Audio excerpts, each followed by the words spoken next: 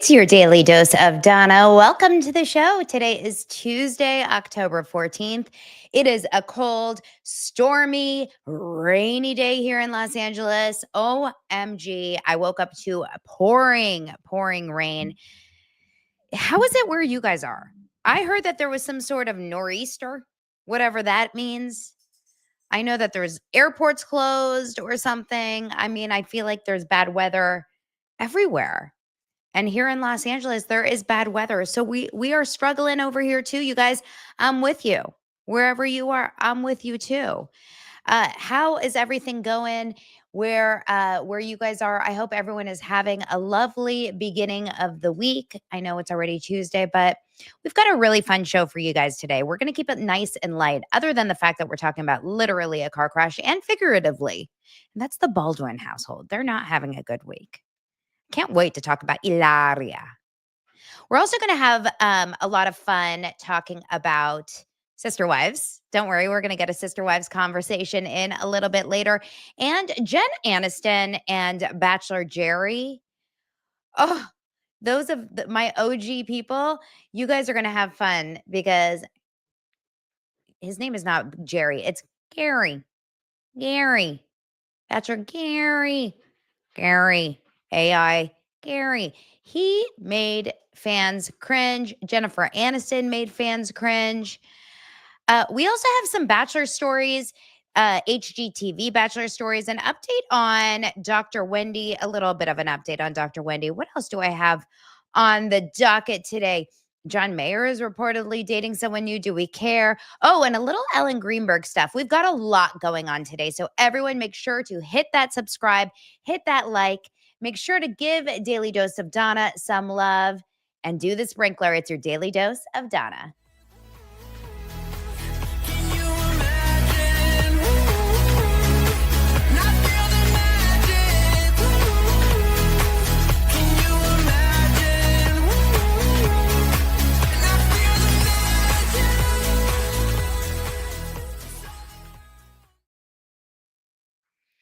Thank you so much for being here. As always, I appreciate my dosers. You guys really are showing up. You know, yesterday I did get a little vulnerable at the end of such a big, huge day for me and for so many. And guess what? Last night, as I was having dinner with my husband and my kids, I said, this is a big thing. This is huge. This shows that I have found my people over here on YouTube and beyond, because I didn't get one mean comment on YouTube. I was in shock.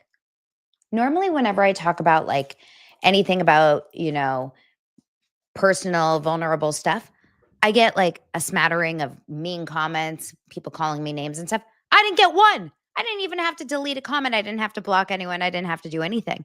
I didn't have to fight with anyone. All I got were positive comments back, and I was in shock.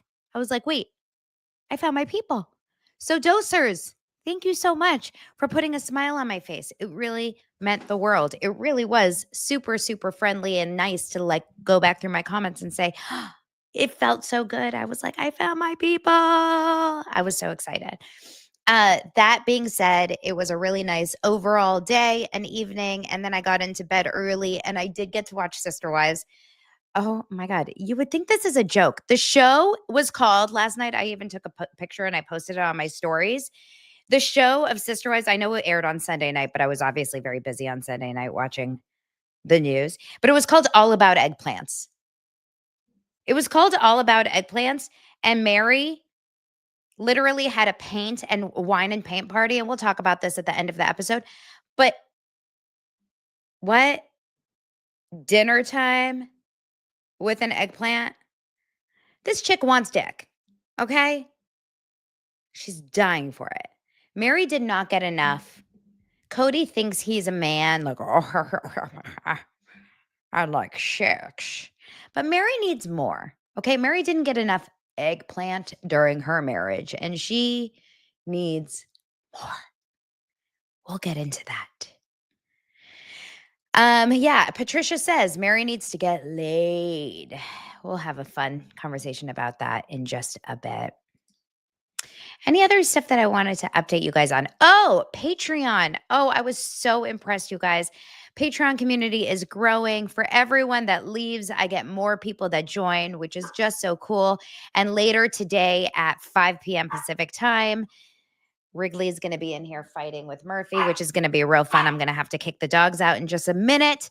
Later at 5 p.m. Pacific time, I am so excited. I'm going to have my happy hour Patreon. So it's not too late. You can join Patreon today and join the upper tier. And then you can hang out with us 5 p.m. Pacific, 8 p.m. Eastern, where you can pour yourself a glass of wine or a Waterloo or a Kirkland LaCroix or whatever your drink of choice is, coffee, and hang out with us and talk. Thank you, Christina. And we will have a good time talking about all of that. And tomorrow is Love is Blind. I mean, it's a great week. It's just a great week. So let's get into the stories. And just a reminder, we've got some really great sponsors this week. And one that I didn't have a chance to talk about yesterday, but I want to talk to you guys about today. And this is kind of a fun one. This is interesting. This is kind of like based on what I talked about yesterday. And it's more about health. You know, I talk a lot about health. I talk a lot about eating healthy. Yesterday, I showed you guys what I made for dinner on Instagram stories. If you're not already following me on Instagram stories, made a lovely salmon salad with some rice, really super easy to make. But I'm all about eating healthy and cooking healthy. But if you have been on a GLP-1 for weight loss and you may have seen results, but coming off the medication becomes a challenge. And sometimes some of you guys like to do fasting. And I have found something that can really, really work for anyone that does do any sort of fasting. And that is Prolon. Prolon's 5-day fasting mimicking diet offers a drug-free way to keep the weight off while protecting muscle and supporting fat loss. So in just 5 days, Prolon activates the same fat burning and cellular rejuvenation benefits triggered by fasting, all without giving up real food, helping you maintain your hard-earned progress. So a lot of people get on these GLP-1s and then they get off and then they gain all their weight back right after, because up to 40% of the weight loss can come back from lean muscle. This weakens the body, slows metabolism, and makes it easier to put the pounds back on. And it creates the cycle of dependency. So Prolon's 5-day fasting mimicking diet offers the drug-free way. A lot of you guys are scared about taking the drugs. And this is the best way to do it because it's a plant-based nutrition program. It features soups, snacks, and beverages designed to nourish the body while keeping it in a fasting state, triggering cellular rejuvenation and renewal. Maybe Mary would like it. You know, she likes that dinner. She likes a dinner. Prolon has been shown to support fat-focused weight loss, biological age reduction, metabolic health, skin appearance, and more. It picks up where GLP-1s leaves off. It's convenient, backed by Nobel-winning science, and when it comes to sustaining your results, it works. So for a limited time, Prolon is offering listeners 15% off site-wide, plus a $40 bonus gift when you subscribe to their 5-day program. All you have to do is visit prolonlife.com/daily dose. That's PROLONLIFE.com/daily dose to claim your 15% off discount and your bonus gift. That's prolonlife.com/daily dose. Check it out. They've got all these like soups and it's day 1, day 2, day 3, day 4, day 5. It's really easy with snacks and everything. And if that's for anyone that doesn't want to go on any sort of medication. Okay. So let's get into our first story. Alec Baldwin got in a car crash yesterday, and Hilaria is starting drama on the set of Dancing with the Stars. Well, she's off the set of Dancing with the Stars. Now, you guys, my husband works on Dancing with the Stars, so I'm always a little bit hesitant to report on anything that happens behind the scenes on Dancing with the Stars. But now that it's out on page 6, I can report on it. You know what I mean? Since I'm not the source of the leak. Right? You know what I'm saying? But it's interesting, and I'll talk more about this on my Patreon later on our happy hour because, you know, obviously I have a little bit more information. I find it quite fascinating, all of these stories. But yesterday, the Baldwins are just not having a good day because yesterday in the news, and Alec Baldwin really needs to he either needs to stop driving, he needs to get off the road, he needs to just go into silence because this guy cannot get away from bad press. Everywhere he goes, he gets in trouble, he gets arrested, he gets in fights with people. I'm just telling you, truly, Alec Baldwin's like, he's just a magnet for trouble. Don't you guys feel that all the time? So the story is a little crazy. Let's look at it. It says police break silence on Alec and Stephen Baldwin's horror. They call it a horror Hamptons crash.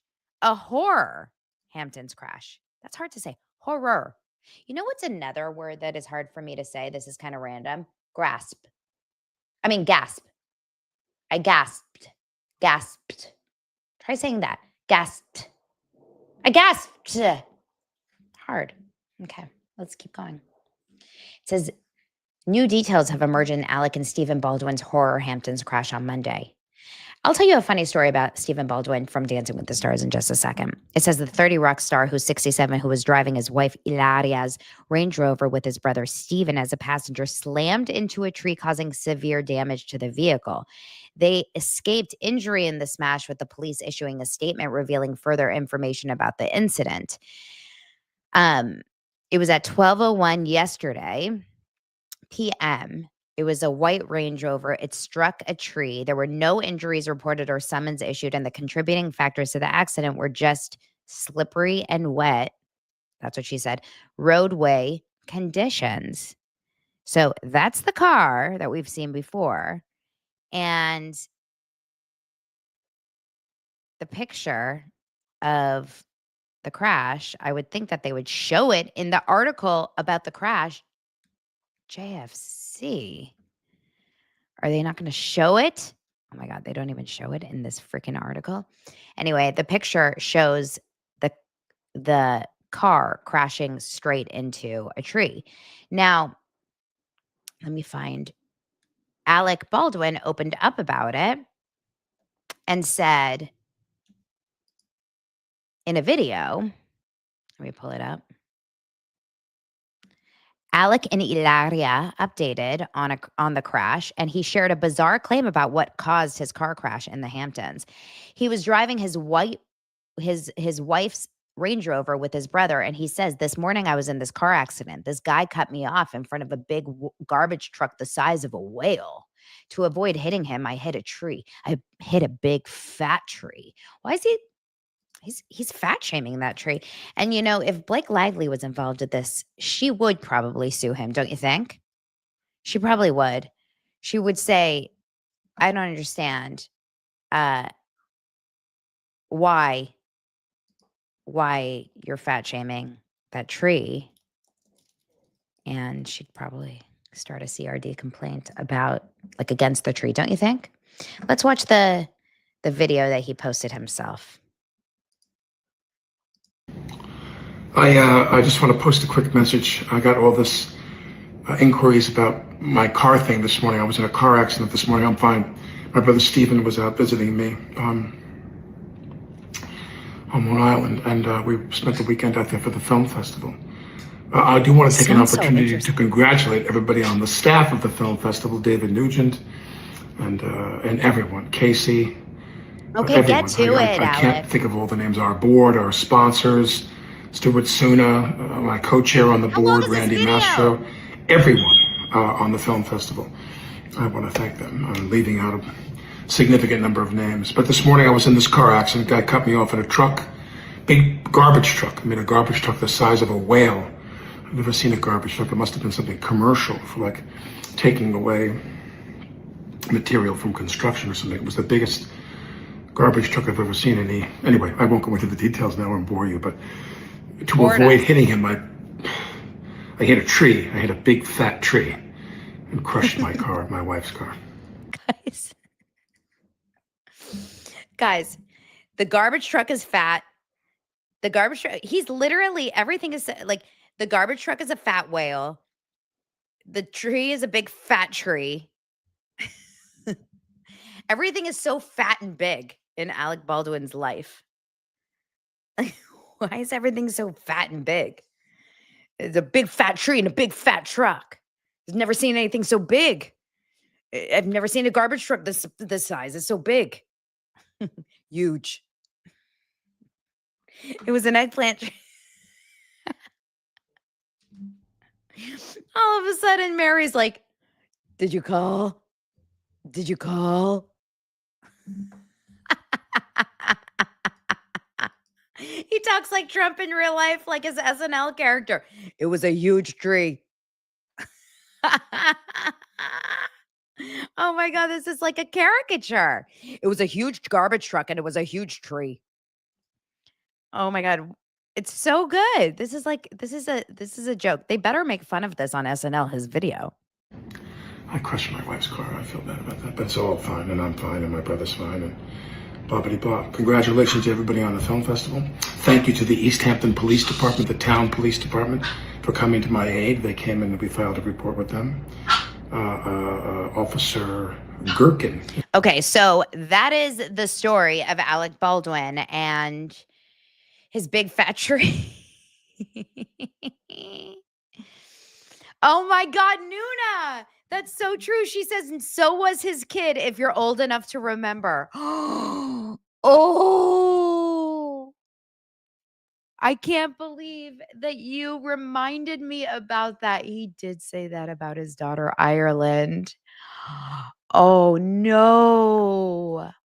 If you don't remember, and I hate to bring this up because this was a long time, but he did say, and he and Ireland now get along, but they did get into like a massive, massive fight back in the day because he did call her a rude, thoughtless little pig. Oy, oy, oy, oy, oy. Yeah, he needs to come up with something else. He should have been like, it was a tree that he you know what, he's blaming everything but himself. This is what his problem is. He's blaming everything but himself. Okay. Now, meanwhile, his wife suffers from the same problem. What is this? This is narcissism, right? When you blame everything but yourself, when you never take accountability for anything that you do or anything that goes wrong. This is narcissism. So tell me if I'm wrong about that, but I believe that that's like a sign of narcissism. So Hilaria was on Dancing with the Stars, as you guys know. And I was kind of rooting for her in a weird way because the first week that she came on, number one, I think she's actually quite, I think she's actually quite like entertaining to watch. I thought she was entertaining the first episode, and her interview, because I remember I was at the opening, and I know Micah really thought she was hot. He was texting all evening. He was DMing that night. He was like, "Whoa, Ladia, flames, flames, flames, flames." I mean, look, he said, "I'd let Hilaria blame me for a thing or two." I mean, Micah is the head of the Hilaria fan club, but he truly was. She had a good answer. She's like, "I'm doing it for my kids." No, she didn't say that. She's like, "I'm doing it for my kids." Adios, cucumber. I'm doing it for my kids. Hillary Thomas from Boston. But she's not very liked, is what I've decided. And I don't mean like in person, and maybe not in person, but she's not very liked in the online atmosphere because I don't believe she's very authentic. Well, I think we've kind of decided that. And as we've reported on Meghan Markle here many times on the show, and Blake Lively and Chrissy Teigen, our favorites, I think we can throw Hilaria on that chain too, right? Like if we were doing our show called Real Housewives of Inauthentic Princesses or Real Housewife of Inauthentic Girls, ladies, that would be the cast so far, right? Let's add to the cast. It would be Blake Lively. It would be Meghan Markle. It would be Chrissy Teigen. And it would be Hilaria Baldwin. Who else would we put on the cast of The Real Housewife of Inauthentic Women? If you think of any, let's add them on. We can make a really good show. I'm going to have to release Wrigley into the wild. And by that, I just mean into the backyard because she's a little distracting for the audio of the show. Hold on one second. Come on, guys. Come on. Come on, come on, come on. Let's go. Go, go, go, go. Okay. You'll stay in here without Murray. I don't think you guys can play together. That's the problem. Okay. Wrigley's in here now, alone without Murphy. I just think together they were not working. Oh, Anne Hathaway. I don't know. Anne Hathaway is, I'm kind of like not as bothered by Kalma anymore. Kalma is like, she's not bothering me anymore. I don't know. It's weird. Something's wrong with me. We can probably think of some other ones though. So she isn't very liked. Plus, of course, her husband is not very liked. So she gets on the show. Oh, that's a great one. Katy Perry. Katy Perry is a great one. That's a great one. We can put her on there. So she gets on the show and she immediately doesn't get high scores. I mean, she gets decent scores, but she doesn't probably get very many votes. There's a whole amount of people that are like, I don't like Hilaria. I don't like Alec. I'm not really sure why we're keeping them in. And I get it. Although there's worse dancers on the show. There's no question. But it's about character. Dancing with the Stars is a big thing about character. And Andy Richter, for example, is definitely not a better dancer than Hilaria Baldwin. But his story on that show is heart-wrenching. I love watching Andy Richter and Emma Slater on that show. If you watch the packages, and by the way, this is just a little BTS, Lance says that Andy Richter is so incredibly kind. He's truly, truly, truly one of the sweetest people on the show. So I really think that he is,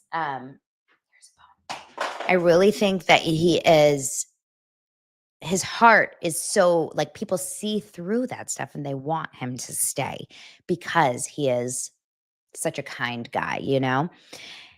Hilaria just doesn't have that connection with her audience. Now, meanwhile, she gets obviously voted off the show, and immediately she doesn't take responsibility for it. She turns it around and she starts saying that she's bullied off Dancing with the Stars by mean girls on the internet. She decides to say that she's very new to TikTok. She's only been on a couple months. It's interesting because there's a lot of mean girls, she said on Us Weekly over the weekend. She said, I guess what people were, should I do it in her accent? I guess what people were doing is they were having campaigns where they wouldn't just vote for their favorite because you can vote 10 times for a couple. They were voting for all the other couples except us. So they were boosting everybody else and trying to drown out my fan base. Well, it's called just not getting enough votes. Listen, at this point, it's whittling down. Every week there's less and less. And Whitney Levitt and Jen Affleck and Robert Irwin and Dylan Efron and Topanga, Danielle Fishel, like, these are huge names. They're going to have huge, huge, huge accents. They're going to have huge, I see someone talking about accents. They're going to have huge audiences. So she's just going to get less votes. She's not like a big fan favorite. That's all it is. But of course, she's a victim. I also don't think that she is the nicest, probably, in terms of maybe some behavior behind the scenes. Now, I'm not going to say anything personal that I know right now, but what I will say is that the Nerve show, that's Maureen, and I know a lot of you guys are still angry at Maureen because of her reporting on Karen Reed. I've gotten over it. I know. I love Maureen. She was on my show months and months and months ago, and then she did one video about Karen Reed that was so off base that it really made us all question Maureen completely. But I still like most of her takes. For example, her takes on Ryan Reynolds are spot on. Her takes on a lot of people are really spot on. Her take on Karen Reed was not spot on. I thought it was completely off base. But everyone's allowed to get things wrong sometimes. Now, she did have, I have to try to find the clip. She did have Rob Shooter on her video one time recently, and they talked about Hilaria. And let me see if I can quickly find the video where they were talking about kind of basically how Hilaria supposedly, according to this video, oh gosh, how am I going to find it? If I can't find it, then I'll try to post about it another time. But according to Maureen and Rob Shooter is a reporter, and he's been doing this for a long time, and he has a Substack, and they talked about basically how Hilaria supposedly, according to them, had a behind the scenes kind of like falling apart moment after she got off of Dancing with the Stars. And it's an interesting takeaway from it. If I can't find it, and then just maybe they deleted it because it was just there the other day. Let me give it one. Oh,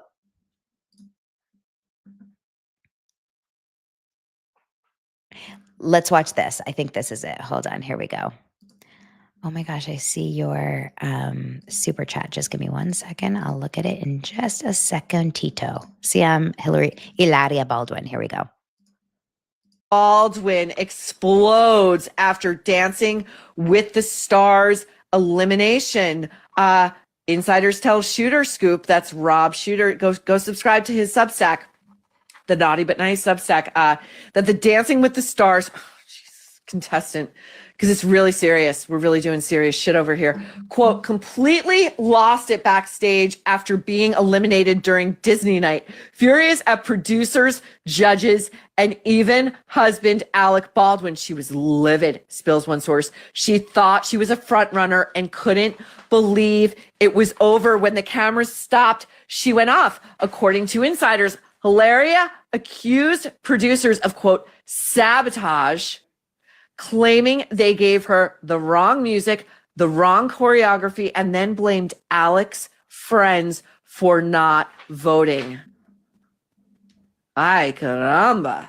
Well, we'll have to talk to Rob about this as he gathers more intel on this most consequential elimination. If only we could fully eliminate Hilaria from the culture at large. I do not enjoy her at all. So, yes, you guys in the comments are like, but she had a bad take on Karen Reed. I already said, yes, Maureen did have, in my opinion, a bad take on Karen Reed. Rob Shooter did get this information about Hilaria, and I do think so. I think this is interesting. I just think that Baldwin house is a house of, I don't want to say horrors, but like there's a lot of bad juju going on in that house. There's no question. Like, I don't know what's going on in that house, but it ain't good. You know what I'm saying? It ain't good. I almost just left the video that I was recording on. I almost just was like, bye guys. I just like almost crashed out of the window. Like, bye, I'm out of here. Okay. Let's do like a little Ellen Greenberg moment. I got so many emails and messages from you guys yesterday about Ellen Greenberg and this case. Yesterday, I talked about the medical examiner coming up with the fact that they have deemed it a suicide. Let me tell you, we're not done with this case because I have connections up the wazoo. So many people that I know the family really well. Not only did they know the Greenbergs, or do they know the Greenbergs, but they know the Goldbergs. I know it's confusing. The Greenberg is the victim. The Goldbergs are the fiance, is the fiance. One person who I know really well says, oh my gosh, I went to college with Sam Goldberg. Another person who I know very well says, OMG, I completely know the Goldberg family. I know how corrupt it is.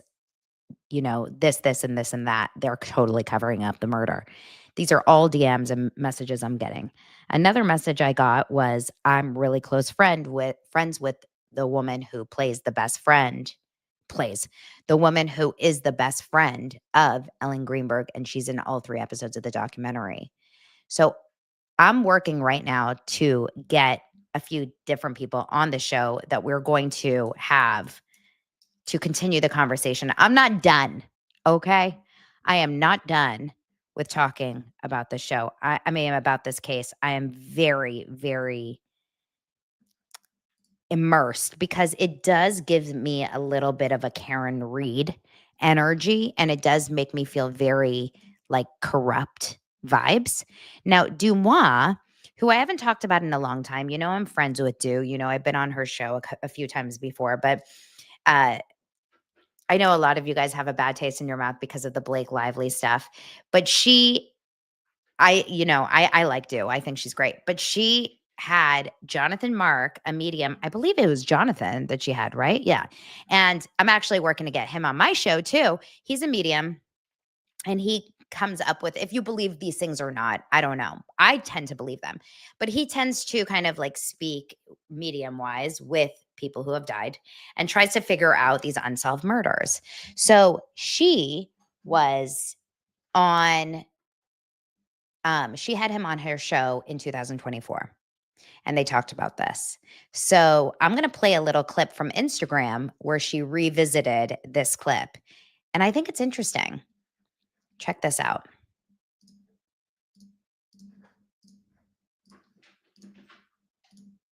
Oh my God, computer. It contains discussions of murder, suicide, and sexual assault. Ellen Greenberg. She keeps tapping herself and shaking her head. When I do readings in general, when someone taps themselves, they take ownership for their passing. That's like a suicide. But she keeps saying to me, like, why would she do that to herself? Anything about where her body was found? She keeps tapping the four walls of my house. So it has to be in a place where she lived, which she's also saying to me too. I don't know if this is like the literal sense of what she's showing it to me. When they put handcuffs in front of me, whether she was handcuffed or something, because she's saying that it was a pretty disgusting situation. Is she giving you any indication of how this happened? She's just showing to me like it was just easy access in.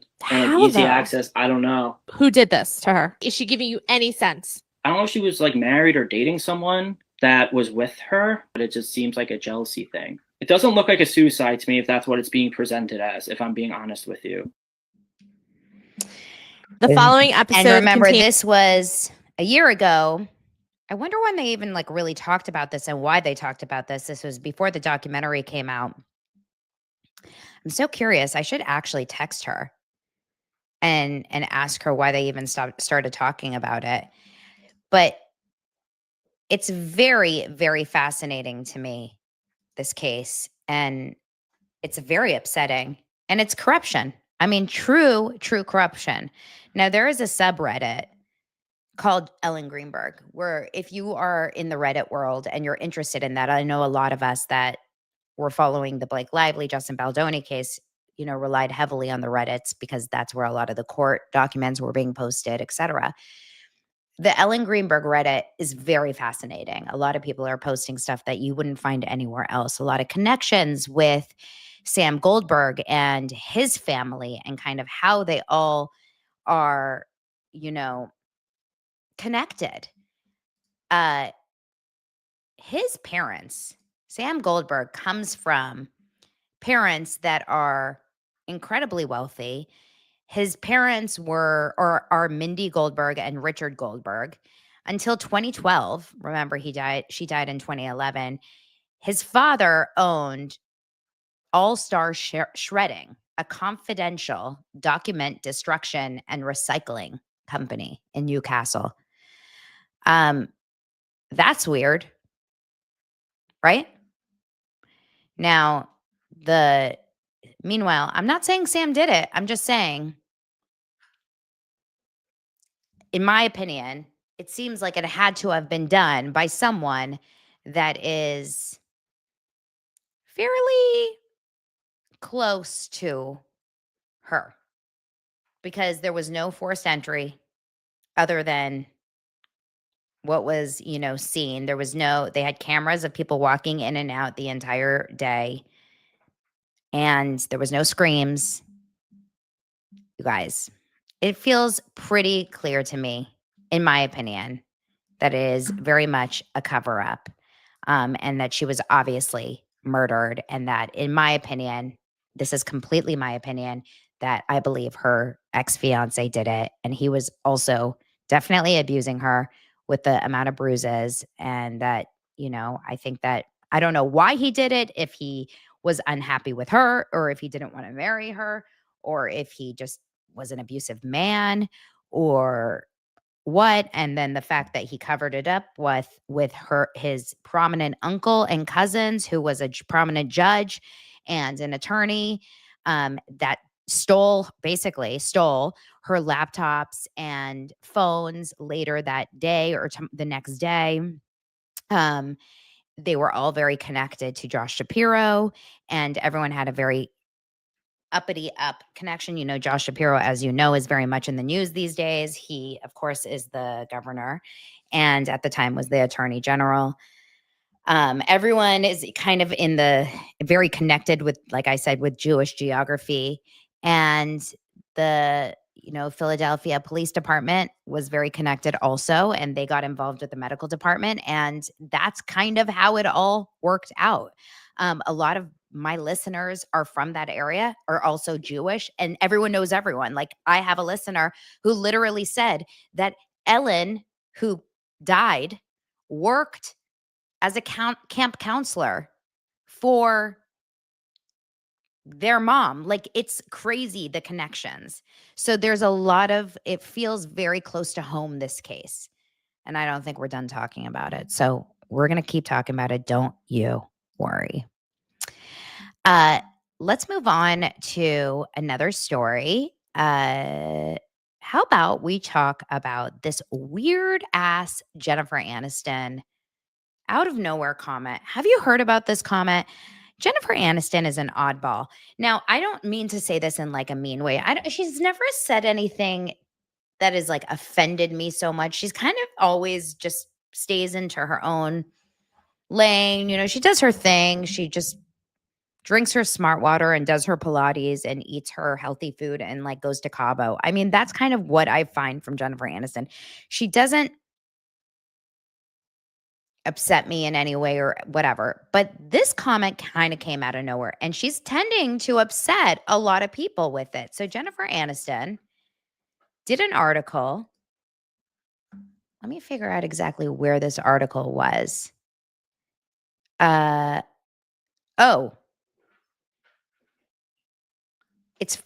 going to be on the Armchair Expert podcast. That's where it is. It's going to be on the Armchair Expert podcast on October 20th. And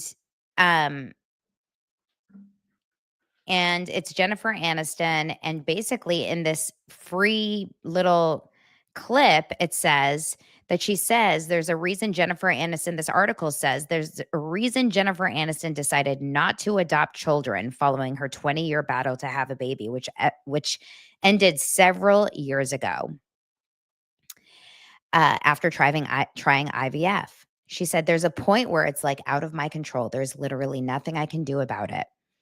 The 56-year-old Friends alum explained in a sneak peek of the October 20th episode of the Armchair Expert podcast.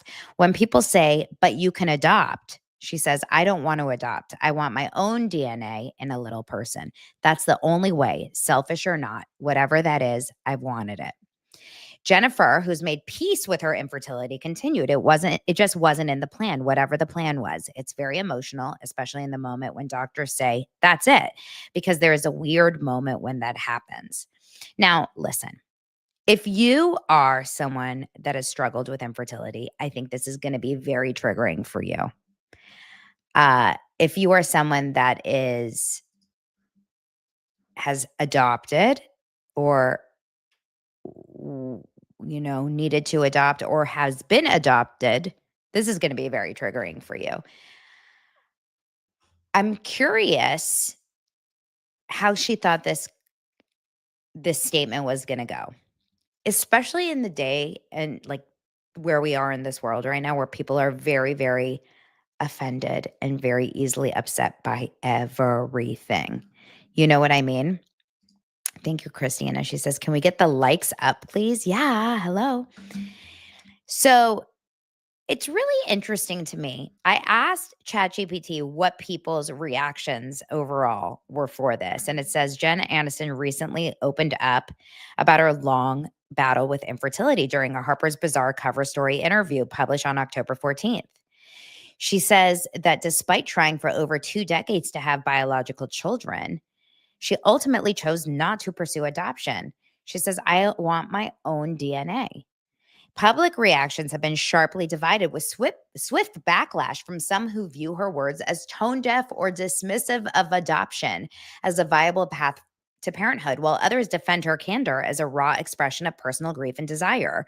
On X, fans and commentators quickly weighed in, highlighting the tension between individual choice and broader societal expectations around family building. Critics argue her emphasis on biological ties come across as self-centered, especially given the millions of children awaiting adoption worldwide.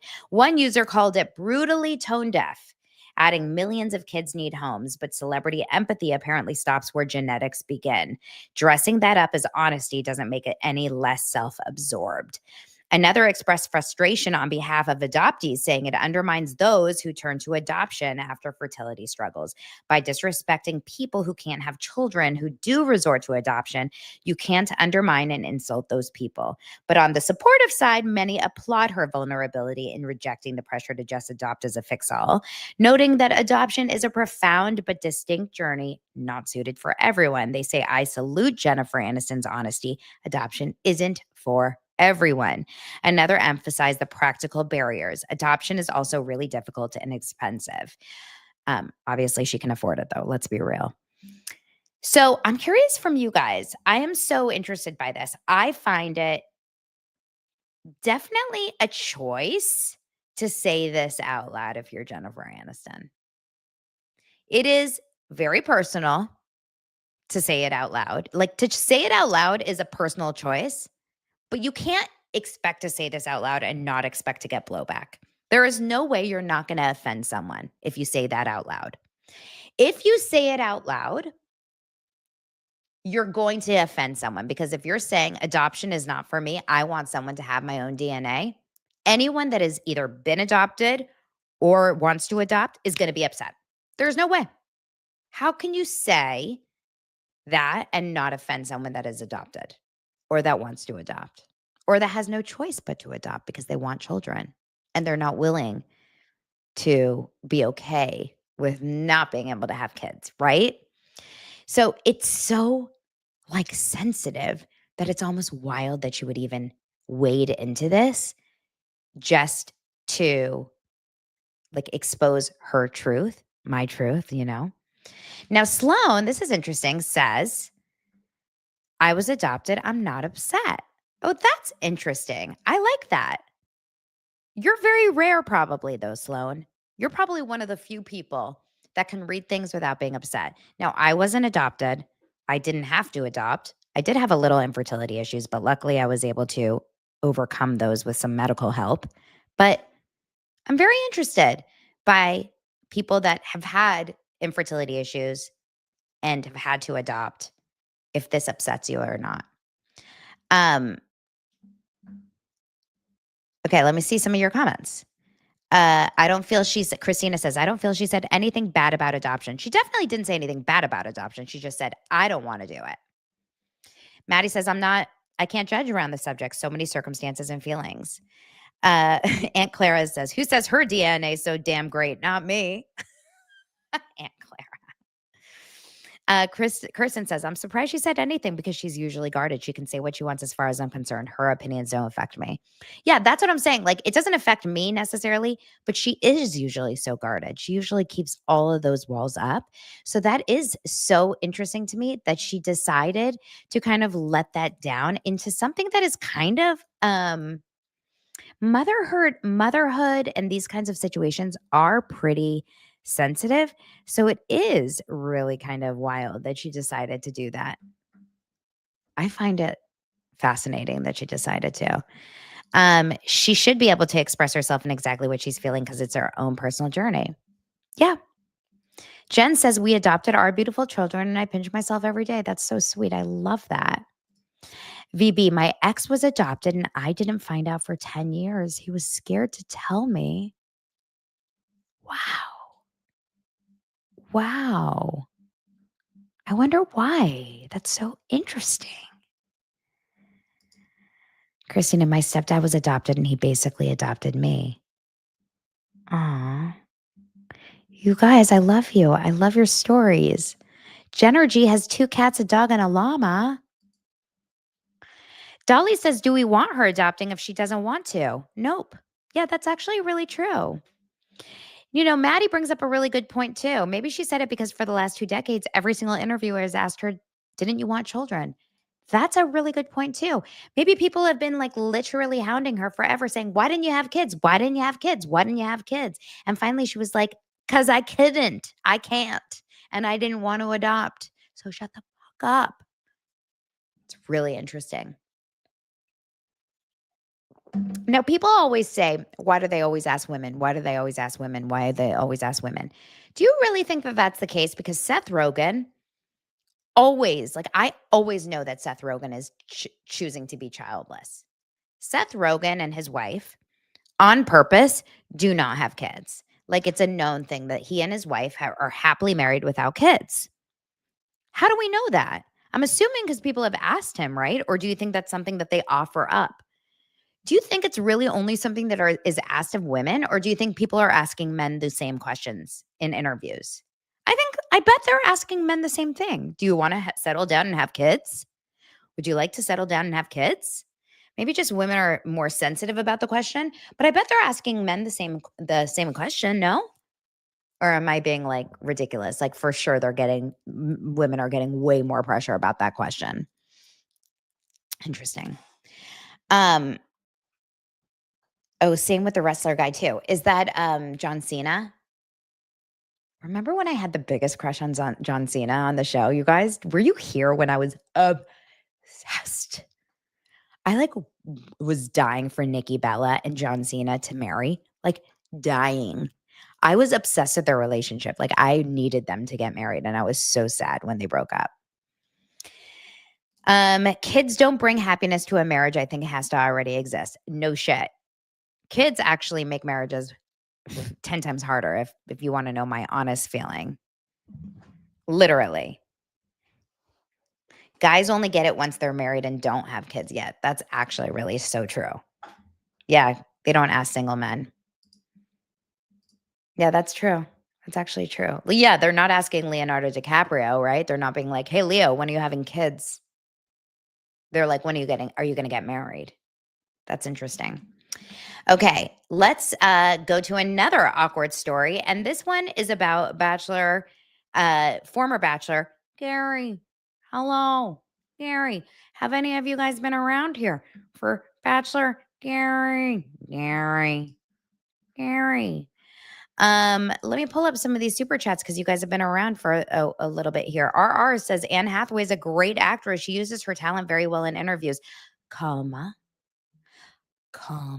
I love Anne Hathaway in her calma modes. Thank you. Nuna again says, people need to take charge of their own emotions. That is not her job. Good for her. If she doesn't want to adopt, that's better for the kid. Listen, I'm all about that. Thank you for your super chat. I am all about that, Nuna. More people need to take charge of their own emotions and not get so offended. 1000%. Everyone's so offended, right? Over everything. Yesterday, one of my favorite people ever in the world, Erin Foster, she is the executive producer and creator of Nobody Wants This. Season 2, by the way, is coming out any day now. I can't remember which day, but that's the Adam Brody, our favorite hot rabbi, and Kristen Bell. The second season is coming out, and she posted something on her stories yesterday or on her Instagram feed. Someone was like, aren't you going to say anything about what's going on in the world? And she was like, why do I have to share it on social media? The point of sharing on social media these days is just to cause a reaction, just so people can come into my comments and like yell at me. That's literally what people do. They just come into comments and yell because they're looking for someone to either agree with or to fight with. So true. All right, back to the stories. We still have so many stories to get to. Bachelor Gerry fans are slamming him as if he didn't do enough. Remember when we discovered him for being like the biggest freaking liar? Bachelor Gerry he's a fraud. Okay, so Bachelor Gerry, his fans are slamming him because he warned his ex-wife Teresa about an upcoming memoir. Listen, Golden Bachelor alum Gerry Turner has left Redditors, I can't believe Reddit is in this article, with a thorn out in their side after he made stinging comments about his ex-wife Teresa in a new interview. The widower said I do to Nis last year after getting engaged on the season of The Golden Bachelor. But the marriage lasted just 3 months because liars don't get good endings. Just being honest. He was like a dirty John. Okay? He's a liar. The marriage lasted just 3 months before they announced their separation and ultimately parted ways for good. But now he's engaged to retired teacher Lana Sutton. And he has written an upcoming memoir called The Golden Years and says he now believes that Teresa wasn't on the show for the right reasons. Do you like it? Do you like that he's blaming her? She wasn't on the show for the right reasons. This MFer. This mother effer. Remember, he was the one that said, like, oh, I'm a restaurateur. And then we found out he was a janitor. Like, please. No, no, no. That's not going to work for us. Absolutely not. No. And then he said he rehashed other issues that they had in their relationship, including her desire to continue working after the show, despite telling him she would quit for the right guy. Oh, now he's mad that she wanted to keep making money because his ass didn't work. Oh, he's getting me fired up. Pulling up the sleeves. Bachelor Gerry, don't mess with Teresa. Teresa was real. Zip it. Zip it. Pulling out Kathy. Remember Zip It Kathy? Teresa, don't go after our girl. Are you guys visualizing Gerry and Teresa? You guys remember, right? I'll give you a visual for anyone that wasn't around during those days.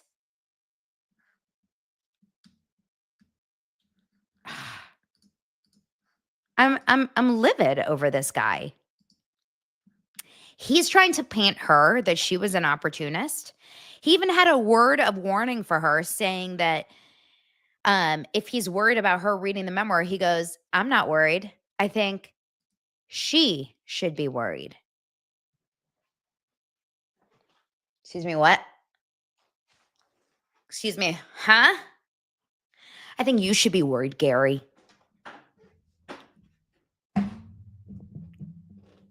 I see you.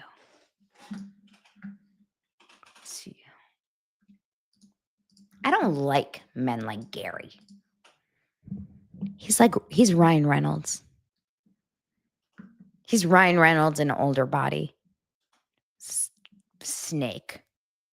Just a snake. Now, everything about him feels fake and yucky. And this was their bullshit wedding because he was a liar. One of the Redditors branded him a creep, said he's such a creep. We knew he picked Teresa for the money. He has no room to speak. I don't think he realizes he'd be a lot more likable if he kept his mouth shut. Oh, please, another wrote, yes, the tale is old as time. The woman is the villain because she won't give up her life to cater to the man, what the man wants. I'd argue you can still work and travel your heart out, but it sounds like Gerry wants a trad wife. And in that case, I'm glad Teresa got away. What a piece of shit. Now, obviously, as you guys know, you guys remember that one moment that I recorded and I did like a little video of it? It was so wild. I did a video of when they were on the reunion and she spoke and he was like, he had to mouth her words. Oh, it was so weird. That was a weird moment. Yeah, he is not a good egg. And this season's Golden Bachelor, no one's talking about it. Maybe I'm just not on that algorithm. Tell me right now, are you guys watching Golden Bachelor? Leave a show of hands. Like, say I in the comments if you're watching Golden Bachelor. I'm not. No interest. Zero. It's a dying franchise. I think it's done. I truly think it's done. I think it was a one-hit wonder. Now, speaking of The Bachelor, HGTV fans are pissed. They're not happy because HGTV has completely axed some of the favorite shows, but instead they started a new show called The Bachelor Mansion Takeover, which premieres next year. And basically what it's doing is it's bringing back 12 former Bachelor, Bachelorette, Golden Bachelor, and Golden Bachelorette contestants back to the mansion to give the famed property a dramatic makeover.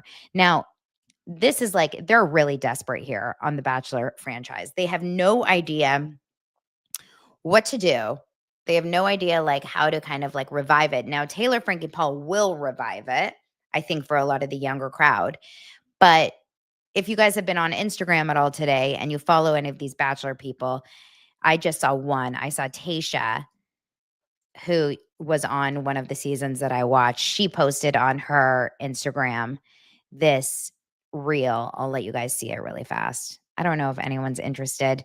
I mean, all I know is that mansion, that Bachelor mansion, has been around forever. And Lance has told me that it's like, it needs a redo. It's like, it's pretty old and it is kind of, it's like ready to go.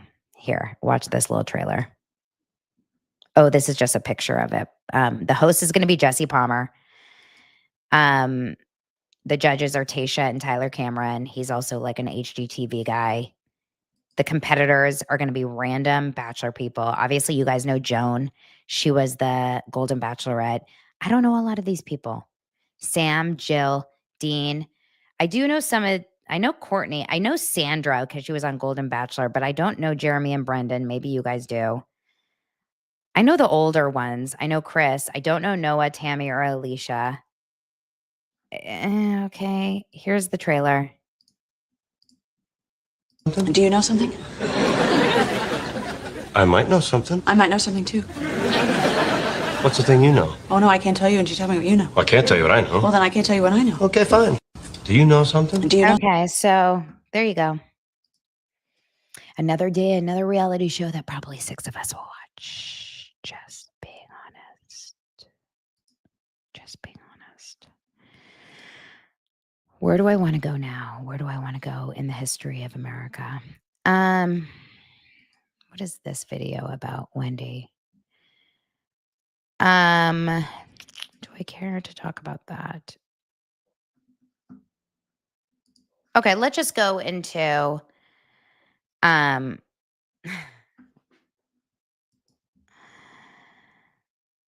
let's go into Sister Wives. We have to talk about Sister Wives for a second. Okay, you guys. The Dakota Johnson, I'll talk about that another day, not today. You guys, Sister Wives is wild. You have to watch it on the, like, if you drink, have a glass of wine. If you smoke, get really, really high. I didn't do either, and I still enjoyed it. I laid in bed last night. I just put my phone down because I was so tired from the night before, and I just watched like this. Half dead, and I watched Sister Wives, and I found myself entirely enthralled and very entertained by it. Sister Wives, music in 3, 2, 1. On Sister Wives. A hurricane tornado starts hitting the car of McKelty and Tony.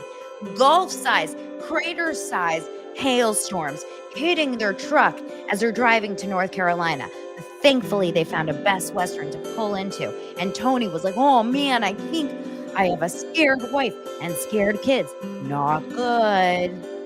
Meanwhile, Christine and David were driving behind them and just kept on driving. On the other side of Arizona, Cody and Robin were moving out of their Purple Princess Palace into an opulent mansion. I'll tell you more about that in just a second. Janelle was just living a sweet little grandma life, and Mary was drawing dick. Sister Wives is the show that literally never doesn't entertain, even when it doesn't mean to entertain. McKelty and Tony. Now, Tony is getting skinnier by the hour. If you used to watch Sister Wives like back in the day, Tony was like a big man. Okay? Tony from Sister Wives, it's really wild.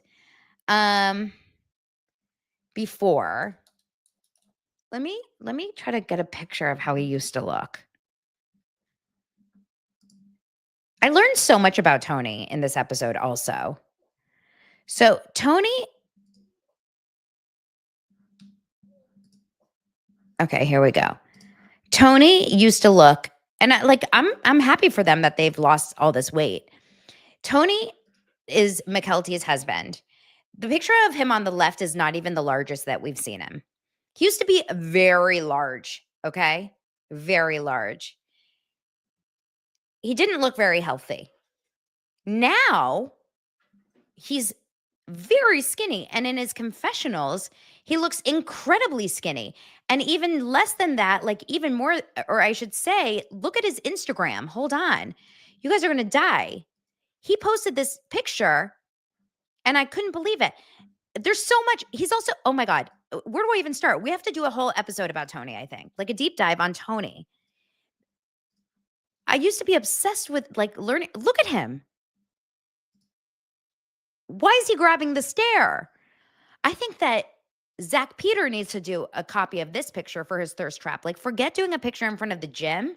I mean, at the gym, you know how Zach always does like the pictures where he's standing there with the weight and he goes, you know, Zach always does like an arm picture or a leg picture. I think Zach Peter needs to do a picture where he's standing in front of the stair and just like grabs onto the stair. Like, why is he holding the stair like that?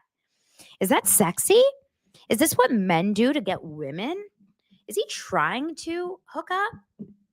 Isn't he married with kids? I'm going to ask Zach to do this. Like, that's what I'm going to do. I'm going to send this picture really fast to Zach and I'm going to say, can you do this screenshot? I'm going to text it to Zach really fast. Because I do think that this is something that Zach should take on. It's like it's a new thing. It's maybe a 2025. It's like what all the young kids are doing right now. Zach, can you do this as a Zach, can you do this as your next thirst trap? Thanks. Okay. Now, McKelty commented, babe, you aren't supposed to post thirst traps. I was going to use this as a cover for my smutty book. I'm sorry. No. So Tony, I didn't realize, is a chess player. We learned so much about him in this episode. He plays professional chess. They spoke about it very confidently, and that's why they're moving to North Carolina. Okay, I learned so much. Hold. So when they got married, McKelty and Tony, Christine said this really honestly. She goes, she was going to work and he was going to stay home with the kids. But then they realized that he's very good at chess. Huh? So because his chess is so good, he's now going to work. What? Oh, Jane knows. He's teaching it now too. Okay.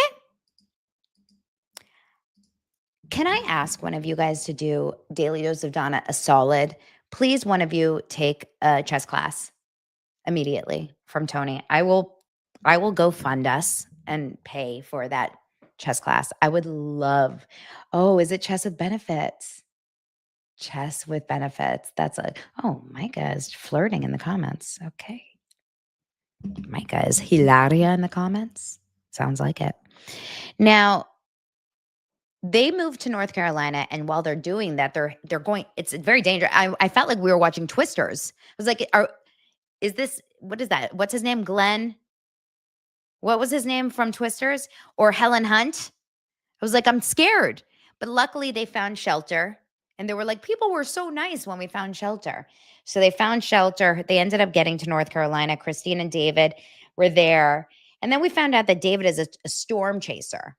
And we did get a few, what's it called? Flat tires on the road. We found out that the Browns tend to always get flat tires. Glenn Powell, thank you. We found out, I was going to say Glenn Beck, and I was like, that ain't right.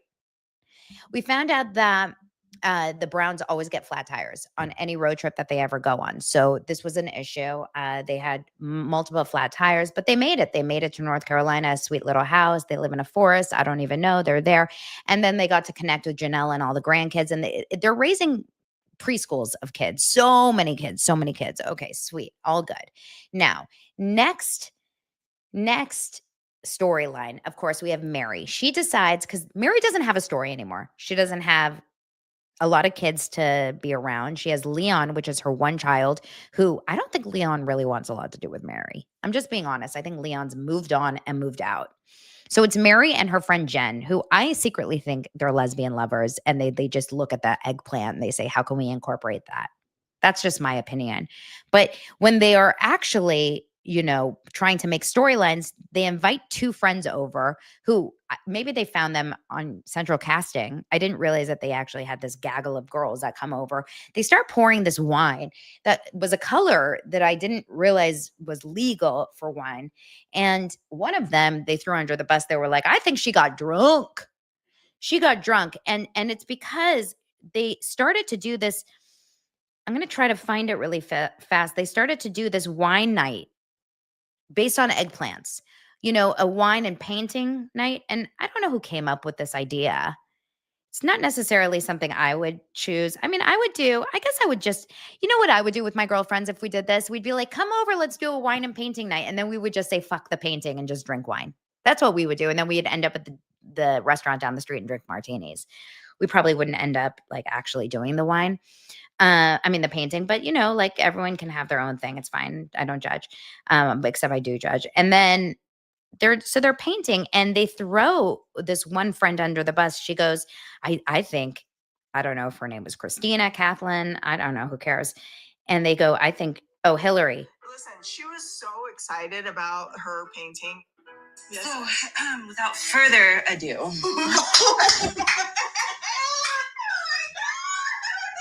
So she drew a painting she incorporated a eggplant that looked like Cody. Okay. Actually, shockingly, it's pretty good. But eggplant, it looks like an eggplant is ejaculating on Cody's head. Green ejaculation. I've never seen anything like it. It is insane. I mean, he looks like a Disney prince with crazy hair. It's really wild. So they draw a lot of eggplants, and they laugh and laugh and laugh. And that's Mary's storyline. Now, let's go over to Robin and Cody. They decide that in 2 seconds that they're putting their house on the market. Remember, we talked about this on the show. We went in their Zillow. We were going around and looking at their house in the Purple Princess Palace, and you remember how many like Jesus paintings they had and all of that. Hi, honey. Hi, baby. And so they were doing all of this, and they decided that they found out they got a full cash offer, full cash. And they were so excited that they were moving into this opulent home. Now they ended up moving into a house, Robin and fam, that is 40% larger than the house that they already live in. This is a massive home. I don't know how big it is, but it's massive. It looks huge from the outside. It ain't pretty at all, but it's huge on the outside. And I want to know, like, someone needs to find the listing. Have we found the listing of their actual new house? And it's got horrible lighting and horrible wood flooring and horrible linoleum and horrible everything. But they've bought this new house, and they said, oh yeah, Coyote Pass. Yeah. We're going to sell that. Yeah. Down the line, whatever. Like all of a sudden, all this meaning that Coyote Pass has given Cody for the last 4 seasons, that we've had to live, breathe, die, and sleep and sweat over Coyote Pass is just gone. It's just gone over. Like, who cares? Because Robin needs a new house. They move into this new house. Robin is like, Cody, you're so funny, because he makes this living joke. Whatever I do, I'm going to push Robin to the limit with this table. I'm going to make her put this table of mine in the house. I'm just going to push her into the end of her limit with the house and this table. He's a joke of a man. They are a joke. Now, she's so excited because he gets his own garage. And they do ask one question. The producers ask one question. Why is it hard moving without the rest of the family? And the two of these jerks, they look at each other for 2 seconds, and they give each other one little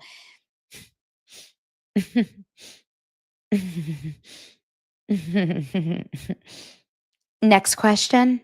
They're assholes. Also, hire movers. They're putting their little kids to like insane child labor. It's crazy. The whole thing is insane. All of the other family members don't have money. And these two are just moving from mansion to mansion to mansion to mansion. Send me the link of the Zillow, you guys. I want to see it. Someone DM it to me on Instagram. I want to see it. We can pull it up right now.